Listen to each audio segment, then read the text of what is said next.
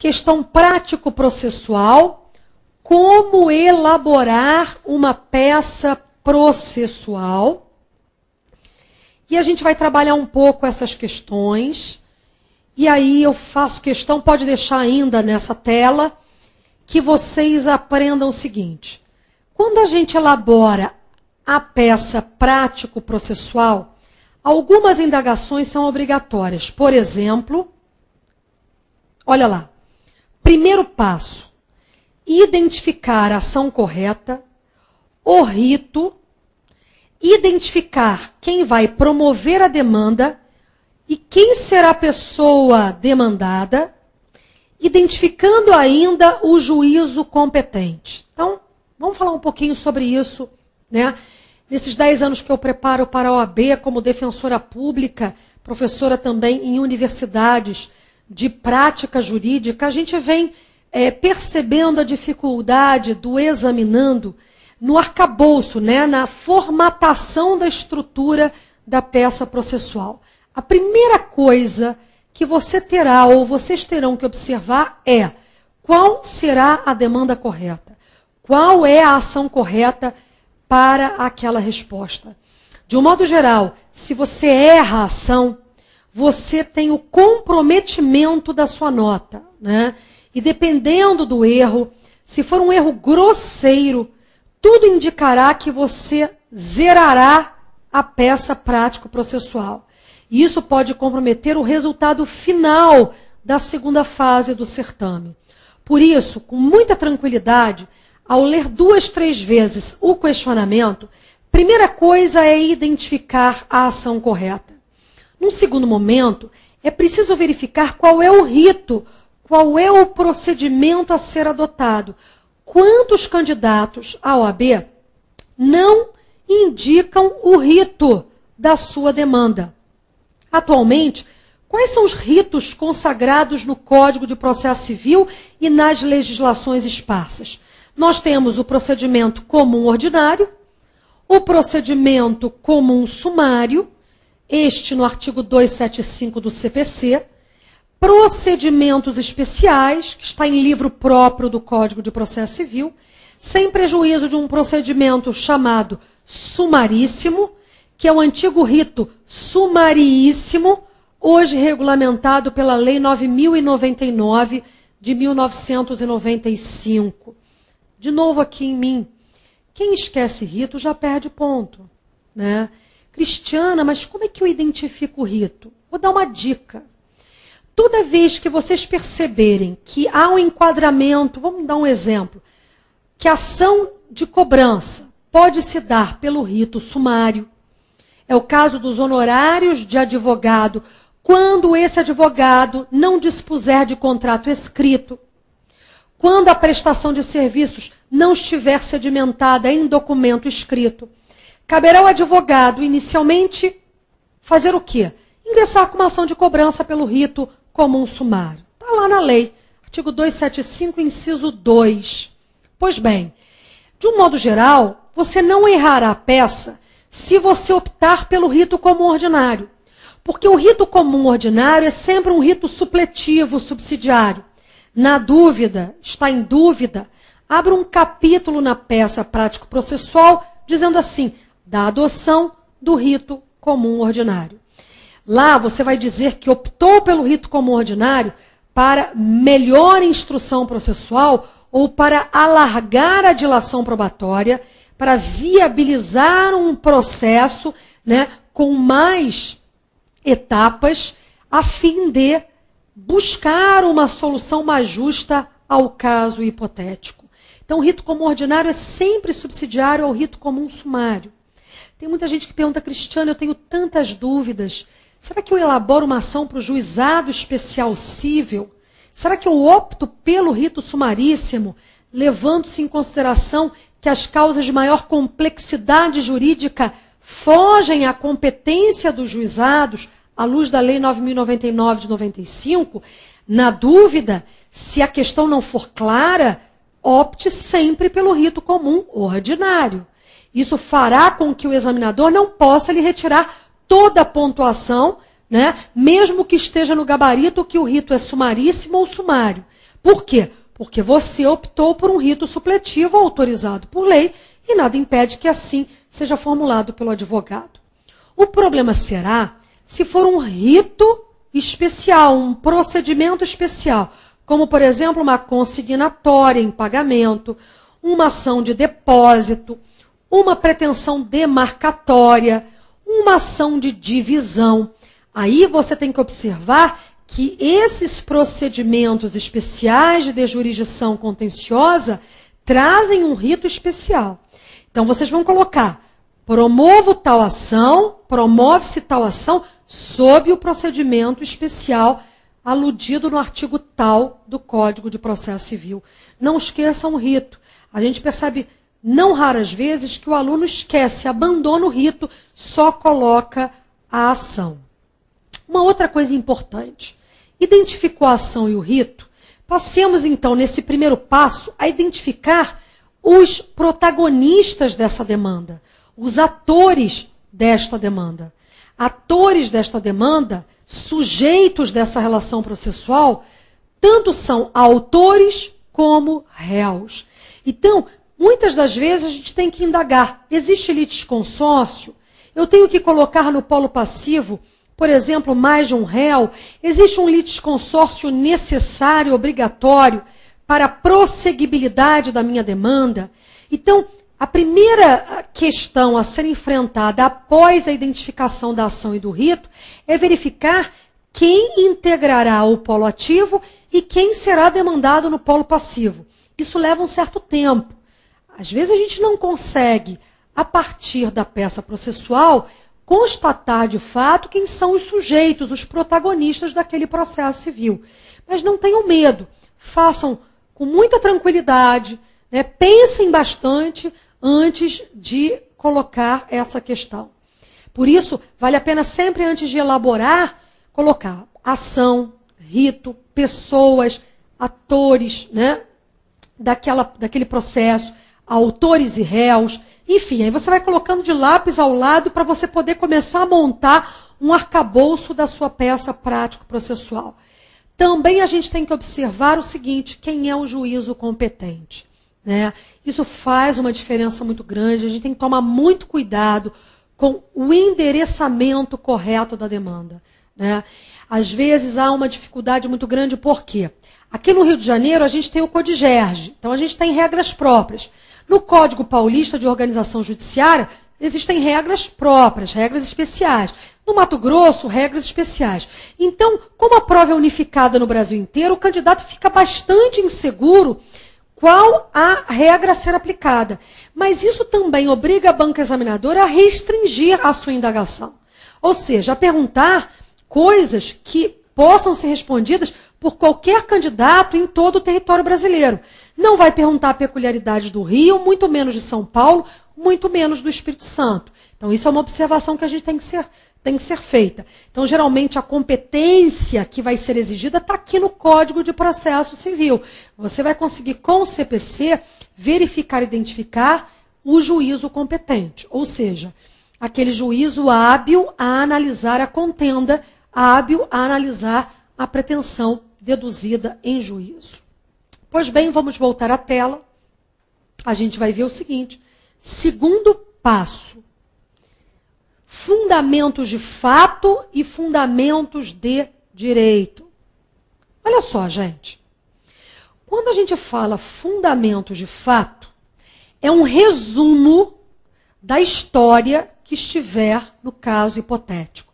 Então, por exemplo, falou-se lá em acidente automobilístico, que aconteceu de manhã, num domingo, num dia chuvoso, um dos condutores estava embriagado, muitas pessoas testemunharam o evento, a colisão. Muito bem, você vai colocar nos fundamentos de fato exatamente o que estiver no caso hipotético. Você vai transcrever, né, a situação narrada, e esses fundamentos de fato é o que a gente chama de causa de pedir remota. Então, na petição inicial, especialmente na petição inicial, quando ela é exigida, e essa é a primeira que a gente vai fazer aqui na nossa aula, fundamentos de fato é justamente aquilo que está sendo narrado. Fundamentos de direito, que equivalem à causa de pedir próxima. Nos fundamentos de direito, a gente vai perceber que nós vamos articular, a partir da realidade fática, como essa realidade fática tem ingerência na ordem jurídica. Quer dizer, aquele acidente é importante na ordem jurídica? Sim, porque foi um ato ilícito que enseja indenização. Aquele que cometer ato ilícito tem obrigação de indenizar. Enfim, você vai começar a buscar no amparo legal, no ordenamento jurídico legal, as respostas para aquela realidade fática deduzida nos fundamentos de fato. E assim, quando você trabalhar o mérito da questão, você sempre vai colocar sempre os fatos narrados, né, a articulação da história, e depois você vai embasar a história com um respaldo jurídico legal. É assim que a gente vai formular esse segundo passo, especialmente de uma inicial. Eu vou passar, então, para o terceiro passo da elaboração da nossa inicial. Vejamos. No terceiro passo, que, na verdade, nós já estamos aí no pedido final, que a gente chama exposit, diante de todo exposto, a partir das razões de fato e de direito articuladas no capítulo anterior, elaboraremos o pedido final. Nesse terceiro passo, primeira coisa, identificar se vai haver um pedido expresso de liminar. Se o pedido virá acompanhado de uma liminar. Liminar essa que pode ser tanto uma medida cautelar, como uma tutela antecipada. Então, voltemos aqui. Algumas dúvidas muito recorrentes dos examinandos da prova da OAB. Cristiana, tutela cautelar e tutela antecipada, na verdade, no fundo, tem o mesmo fundamento jurídico legal? A gente vai ver que não. Porque a tutela cautelar, ela é avaliada a partir de um duplo pressuposto legal, que é o chamado fumus boni iuris e o periculum in mora. Fumus boni iuris se traduz na fumaça do bom direito. Eu sempre digo para os meus alunos, no meio da fumaça, pega a fumaça, bota a fumaça entre você, né, e lá a parede. Então, no meio da fumaça, você olha a fumaça e diz, será que aquele direito atrás da fumaça é um bom direito? Se o for, você já tem aí um pressuposto cumprido. Fumaça do bom direito é isso. Para você existe a plausibilidade do direito da parte que invoca a tutela cautelar. Além do fumus boni iuris, há de se ter o periculum in mora, que é o pressuposto da emergência, da urgência, ou seja, se não for concedida aquela liminar em tutela cautelar, haverá possibilidade de um dano irreparável ou de difícil reparação. Então, por exemplo, isso acontece na busca e apreensão, né? Na cautelar de exibição de documentos. Então, a gente tem um capítulo ainda mantido, porque o Código de Processo Civil não for alterado, que vai viabilizar, à luz do fumus boni iuris do periculum in mora, um pedido liminar com base na tutela cautelar. A tutela cautelar não tem fim em si mesmo. É um instrumento para se alcançar o processo principal. Quando eu ingresso com uma medida cautelar, por exemplo, de exibição de documentos, esse processo não tem fim em si mesmo. Eu quero aqueles documentos para instruir um processo principal, para cautelar o meu direito à produção probatória futura, ou num outro processo que se discuta o direito material controvertido. Tutela antecipada é a própria antecipação da tutela pretendida no processo. Então, a gente vai ver que a tutela antecipada tem um fim em si mesmo. Só que os requisitos são outros. Estão no artigo 273 do Código de Processo Civil. Se vocês abrirem o artigo 273, basicamente, ele se divide em dois incisos, 1 e 2, olha lá, né? E diz lá no caput, a tutela antecipada poderá ser concedida desde que haja prova inequívoca e desde que haja verossimilhança da alegação da parte. Prova inequívoca e verossimilhança da alegação da parte. Pois bem, ele tem dois incisos. Ou se confere a tutela antecipada início litis, ou depois da defesa do réu, quando o juiz perceber que há um intuito procrastinatório do réu naquele processo. Ele pode incidentalmente conceder a antecipação dos efeitos da tutela pretendida. Na primeira hipótese, a liminar, né, a tutela antecipada é inaudita altera par, de um modo geral, início litis, e na segunda hipótese, do inciso 2 do artigo 273, depois de ouvida a parte contrária.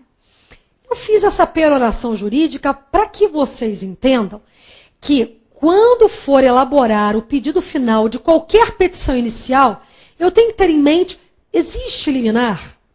Existe alguma possibilidade de grave dano irreparável ou de difícil reparação?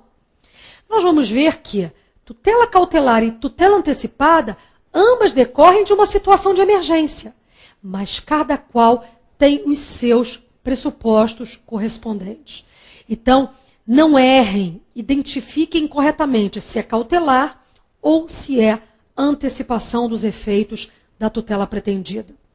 Uma outra coisa que a gente vai observar é que, em determinadas ações, há uma participação obrigatória do Ministério Público, né? Isso é uma coisa que, claro que isso não zera a peça processual de maneira nenhuma, mas, sendo obrigatória a intimação do presentante do Ministério Público, se o examinando esquecer, claro que isso vai gerar uma diminuição da pontuação final. Nessa identificação, se o MP deve atuar, vale a pena observar o capítulo que fala sobre o Ministério Público no Código de Processo Civil. Vai do artigo 81 ao artigo 85 da legislação adjetiva. Nós vamos ver que o Ministério Público sempre intervirá, por exemplo, nas causas em que há interesse de incapazes, nas causas que envolver o direito de família, nas causas em que houver evidente interesse público ou interesse público evidenciado. Então, se nós constatarmos que existe uma dessas situações, ao final eu vou formular um pedido de intimação do representante do Ministério Público ou do ilustre representante do parquê, terminologia utilizada até hoje, e nunca coloquem representante, porque na verdade o promotor é o representante da instituição e não representante como se fosse mero mandatário, né, contratual ou legal da instituição do Ministério Público. Então coloquem, sempre intimar o representante do Ministério Público. Esse é o terceiro passo que a gente observa e que a gente espera dentro dessa perspectiva. Muito bem, voltando, quarto passo. Na formulação desses pedidos finais, eu coloquei algumas ressalvas que são muito importantes. Não esquecer, se é petição inicial, especialmente petição inicial, de buscar um pedido de condenação da parte contrária, que ela seja condenada nas custas, despesas processuais e honorários de advogado, os chamados honorários sucumbenciais, estes últimos a serem fixados e revertidos em favor do vencedor. Hipótese incidente no artigo 20 do Código de Processo Civil. Não esquecer de pedir para condenar a parte adversa nas despesas processuais e nos honorários sucumbenciais. Também a gente não pode esquecer de indicar o artigo 39, inciso 1 do CPC. Eu costumo colocar isso no final da peça processual. Alguns alunos colocam no curso, né, no início da peça, tão logo indique que aquela pessoa está representada pelo procurador devidamente habilitado, conforme mandato incluso, conforme instrumento de procuração, nos termos do artigo 39, inciso 1 do CPC, que será intimado para futuros atos processuais no endereço profissional, a rua tal, tal, tal. Claro que vocês não vão colocar o endereço para não identificar a peça. Mas eu coloco sempre no final, é uma questão que não vai, enfim, não vai vamos dizer assim, não haverá malversação aqui da peça, pode tanto ser colocado no início como no final, e aí vocês vão pedir para que futuras intimações se façam no endereço do advogado. Também indicar a inserção de data e assinatura do advogado ou causídico. Pois bem, voltando aqui a mim, isso é muito importante, a gente vai sempre verificar que esses 4 passos são fundamentais. Eu digo o seguinte, se vocês conseguirem entender que a petição inicial, isso também serve para uma contestação, para um recurso, para uma impugnação, se vocês tiverem em mente essa estrutura, não errarão na prova da OAB e terão mais conhecimento técnico e poderão lograr maior pontuação correspondente. Até já!